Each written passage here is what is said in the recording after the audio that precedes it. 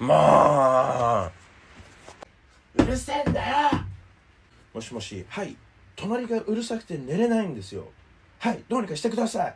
This is why some Japanese people are racist. First of all, over 95% of the people living here are Japanese. That means a lot of us are not used to interacting with foreigners, even seeing them, depending on the place you're living in. In addition, most of us don't speak English despite the fact we learn English for 6 years in school. And a lot of Japanese people expect foreigners to speak only English. So between foreigners living in Japan, they have this inside joke. Whenever they speak little Japanese, everyone says Nihongo jozu. That means your Japanese is so good. Even when they only say like hello, thank you in Japanese. So a lot of Japanese people are actually afraid of talking to foreigners because number one, they look different. Number two, they probably do not speak Japanese. So a lot of the time, it's not because Japanese people hate foreigners, but they're afraid of interacting with them. People be like, I can't speak English. And the foreign people are like so friendly and easygoing, but how do we do that? We never do it with strangers in Japan. Like now, this is the second thing. We Japanese people do understand that Japanese people are different from Western people in terms of like culture, like how we approach strangers. Those are the reasons why I think some foreign people get gaijin seated, which means when you're like sitting on the train, both seats next to you are empty just because you're a foreigner and you look different and you look intimidating. And there's obvious racism too. For example, just because you're a foreigner, you have a hard time finding an apartment, even if you speak Japanese. And I've talked to a realtor before and she said there's some property owners who do not let foreigners in to their property because they do not know the Japanese rules. I think this is a straight up racism. I think they can do better. That's lacking in Japanese societies, I think. Diversity and try to accommodate as many people as possible from different backgrounds so that everyone's happy. But I feel like this is a different topic because Japan values conformity compared to individualism. But I hear some people say conformity is something what's keeping Japan a safe country, clean. Also foreign people with tattoos. I mean, some Japanese people do have tattoos, but very few. If you have tattoo all over your body, you might get rejected to enter certain public places because you look scary. Japan still has negative connotation to tattoos, and I used to be afraid of people with tattoos before studying abroad. But after meeting a lot of people with tattoos, also like seeing people who are doing like tattoo tours online and everything, they're not scary at all. And I also see a lot of foreign people talking about their experience in Japan as a foreigner, and they speak English, and a lot of Japanese people do not watch videos in English, and that means lack of awareness. So I get to learn all these things from foreign people living in Japan, from media, because I do speak English, and nobody wants to be a racist. So I try my best not to make anyone feel like that. But if you're born and raised in Japan and never was around foreign people growing up, they might have more difficult time understanding what a racism look like. So if there's more awareness brought up in Japan about racism and people's experiences as a foreigner, I think more people understand. More of the story is we shouldn't judge a book by its cover. Just because someone's from other country doesn't mean they're any different. Maybe they look different, maybe they act different, but at the end of the day, they're a person. I hope it will get better. And I also started a Japanese account a week ago where I teach Japanese people how to speak English, so cultural differences in general. So I try to spread awareness to my followers and everyone. Okay, love you, bye!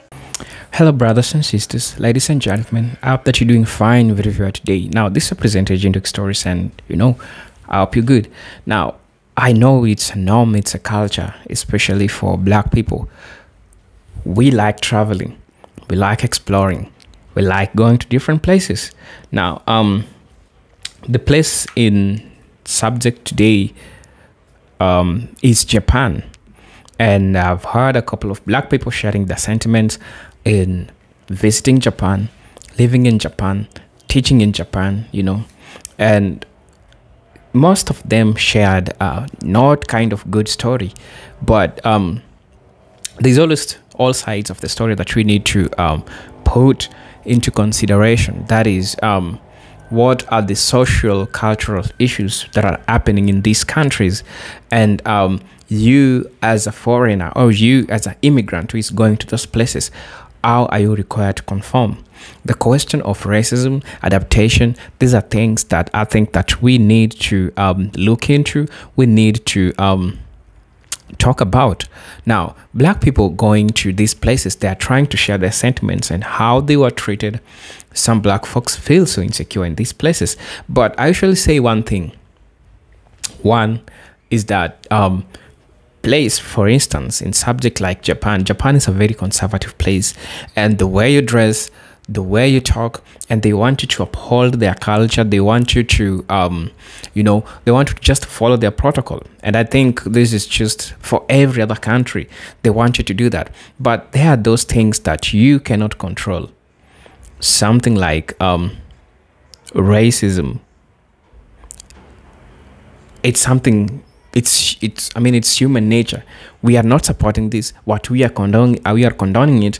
But again, it's something which is human nature.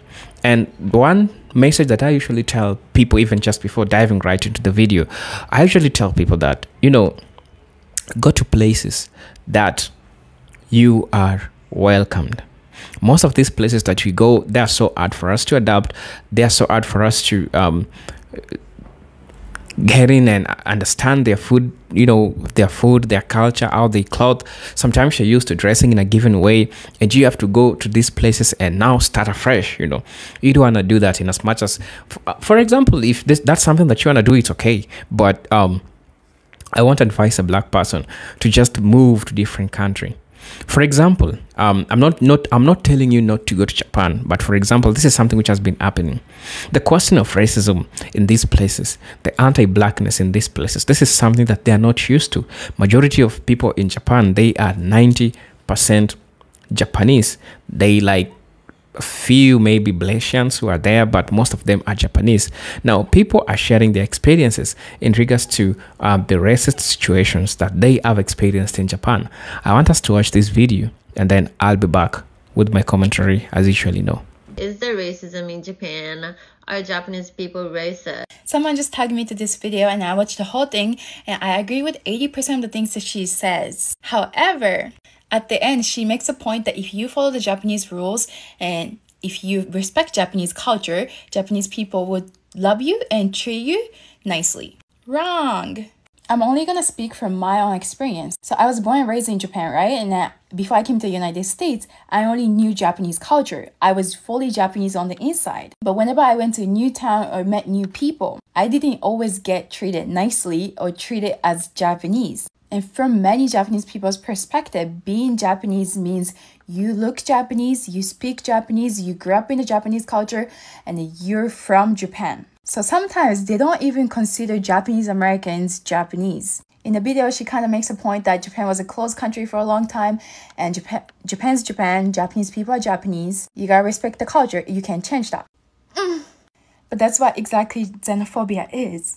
The reason why I'm so passionate about this topic is because, for one, I experienced xenophobia and racism in Japan my whole childhood. And that's the reason why I had to kind of run away to the United States to save my mental health. And two, I personally think that Japan's gonna have a really, really big problem in a few years. And let me explain. So since Japanese population is declining like a crazy amount, and most of Japanese population is aging and they can no longer work, Japanese government is encouraging foreigners to come work in Japan because we don't have enough Japanese people to be a workforce in the country. And this is the first time that Japan has opened its border in a way that allows foreigners to come and work.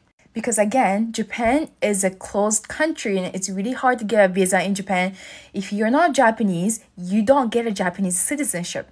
And in recent years, every time I go back to Japan, there's more and more immigrants working at fast food places or minimum wage jobs. I can see the changes because growing up, there was not that many foreigners in Japan. But now, Japan's kind of filled with foreigners, especially Tokyo. And the problem is, most of the foreign workers that are coming to Japan are from Vietnamese, Philippines, and other Asian countries. And from my understanding, Japanese people don't necessarily have really positive impressions of these countries because they look different, they don't fit into Japanese beauty standards, and they come from not so wealthy countries. Now, I am so nervous that these foreign workers that are coming to Japan, the Japanese government does not enforce education on diversity and acceptance. These workers and their children will be treated as second-class citizens. It's a beautiful country, but we gotta talk about its problems. So have you been discriminated because you're a foreigner? Yeah, I feel like there is a bit of racism out here. They don't exactly accept African Americans. So yeah, I notice when I go in stores and stuff, I'm followed around like real close and stuff. And I notice they don't do that for other people. So yeah, I am treated differently than other people. I mean, they're nice people, don't get me wrong, but you'll see it sometimes. So have you been discriminated because you're a foreigner? Yeah, I feel like there is a bit of racism out here. They don't exactly accept African Americans. So yeah, I notice when I go in stores and stuff, I'm followed around like real close and stuff. And I notice they don't do that for other people. So yeah, I am treated differently than other people. I mean, they're nice people, don't get me wrong, but you'll see it sometimes. This is why Japanese people are racist. I think if you ever come to Japan, maybe some of you feel Japanese are not so much friendly or they have some barriers to communicate with. There are mainly 3 points why Japanese can be racist for foreigners. First, in Japan, almost everybody is Japanese, over 95%. So people are not always used to talking to foreigners. This is not only older people, but also young generations. Second, many people don't speak English well, even so they learn it from school. From my experience, we don't have practical lessons in school, like talking with foreigners. Third, some people might actually be scared to talk to foreigners because they look different and might not speak Japanese. I personally really like people who have tattoos. It's cool, but some of Japanese feel a little bit scary because they image like Yakuza or gangster, I think. But this doesn't mean everyone hates foreigners. I think it's more likely they are shy or unsure how to act. Sometimes even Japanese people make fun of each other when someone tries to speak English. But this is not cool and it's not something we should do. But nowadays, more and more people in Japan are trying to be welcoming and accepting of people who are different from us. We can do these 3 things for understanding each other. First, if you are a foreigner visiting Japan, if you are Japanese, it's not perfect. Most people will appreciate you trying and they try to understand you. And second, I want to tell this to Japanese people. We should try to be more open and friendly and gentle. And last, we can all learn about different cultures and how to interact with people from different backgrounds and different country all over the world. I really think judging someone just because they are from another country is not cool. So we should try to be kind and understanding no matter where we come from. I started this Japanese channel to help people to learn Japanese and learn culture and learn our background, like Japanese background. I started this Japanese channel and help people to learn Japanese and learn culture and learn our background, like funny style. So let's all work together and make the world more interesting with me and with everybody.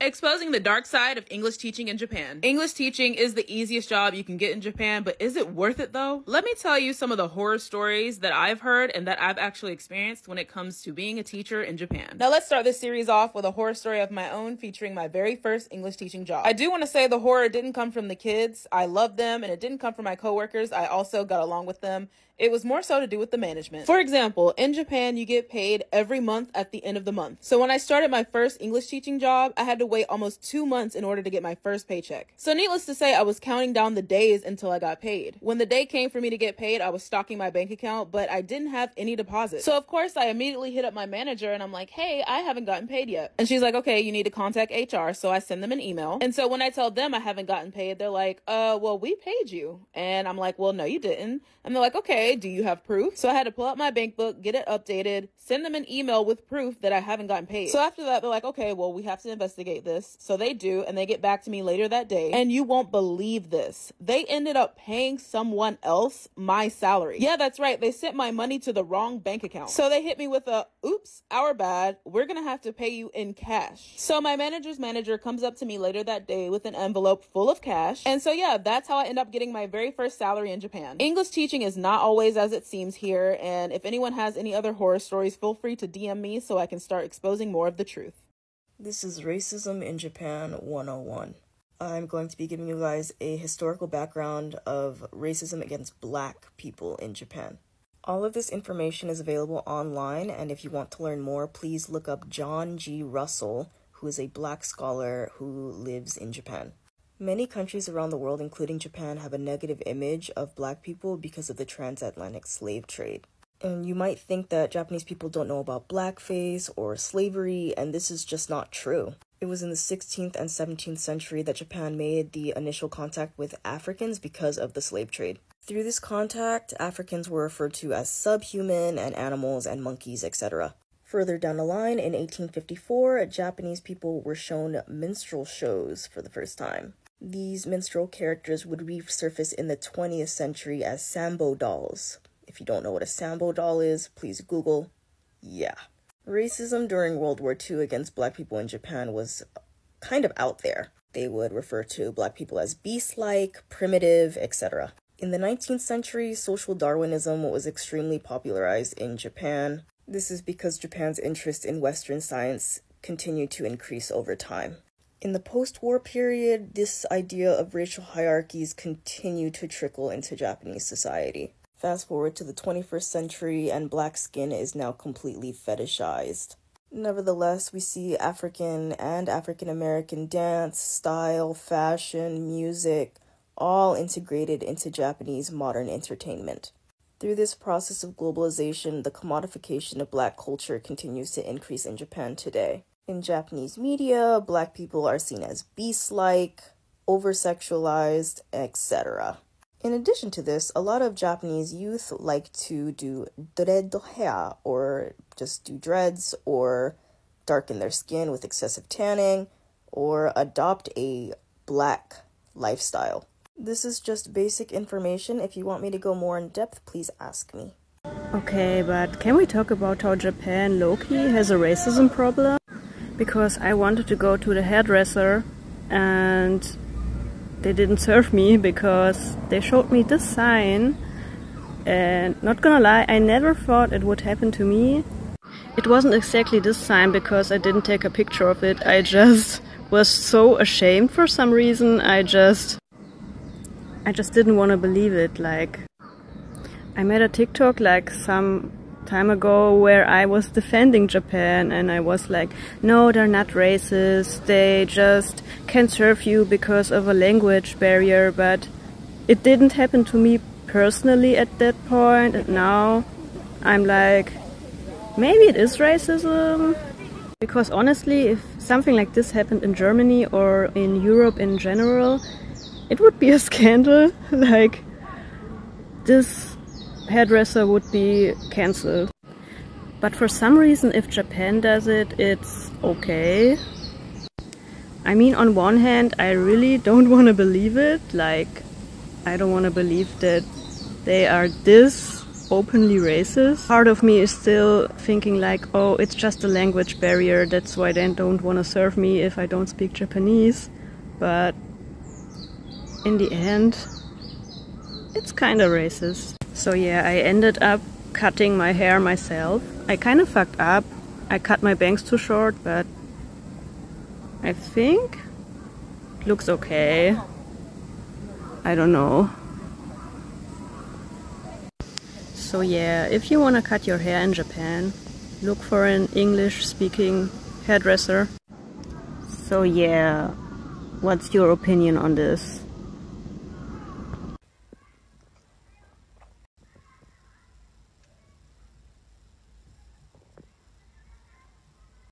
Hello guys, welcome back to the channel. Now one thing that I know is, like, I don't like taking people's experiences for granted, because they're the one, with all due respect, they paid for the plane ticket and moved to these places, maybe to start over, maybe to just start a life, maybe to figure out something for themselves. Maybe the places that they were staying were toxic, and now they want to get outside there. They want to just start new life. They want to start afresh.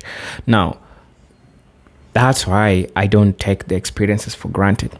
But my message to all Black people who are traveling, I would like to let you know that the most definitely place that you will be allowed, that you'll be loved, that you'll be like, is a place that mostly have people who look like you. Always prefer places that have people who look like you. And by saying this, I'm not trying to choose for you the country that you want to go. I mean, that's your choice.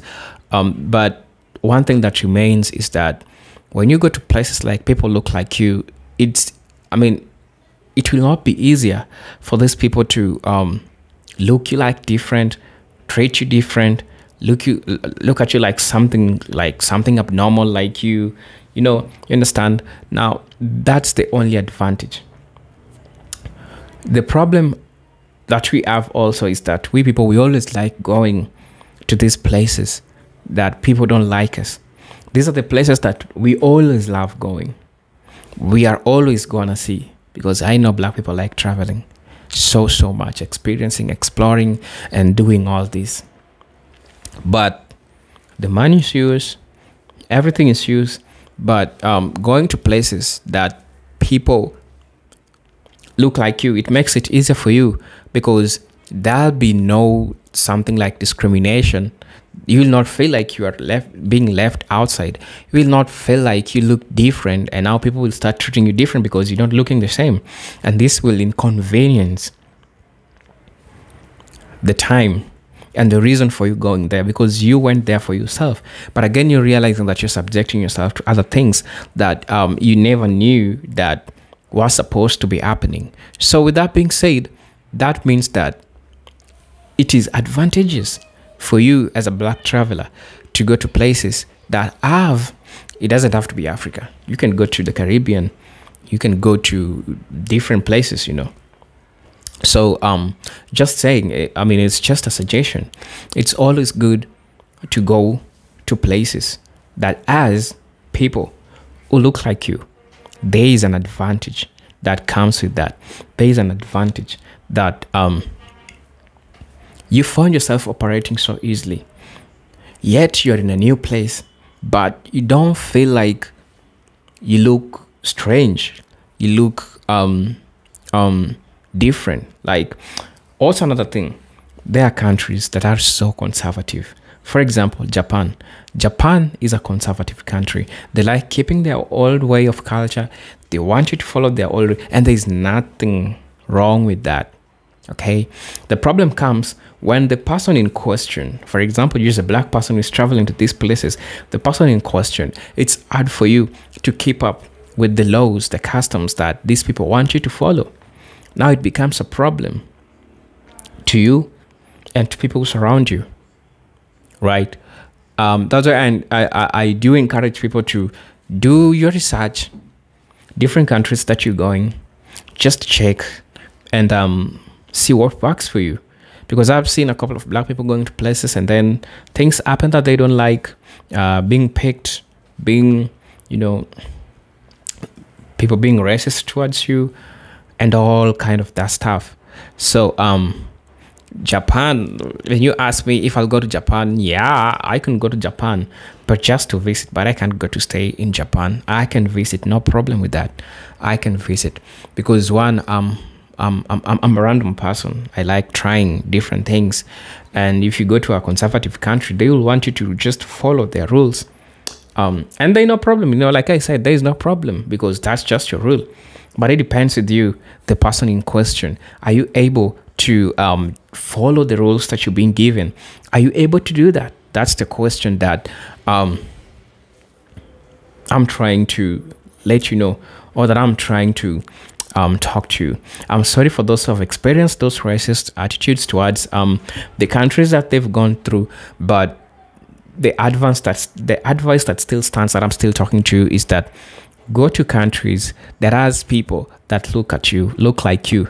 It will give you an advantage to leverage so easily. You are in a new place, experiencing new things. You don't feel strange. You don't feel a stranger. Tell me what you think in the comment section. These are Presenter Jinduk Stories, and until then, let's meet on my next video. Until then, peace, love, and harmony. Salute, champions.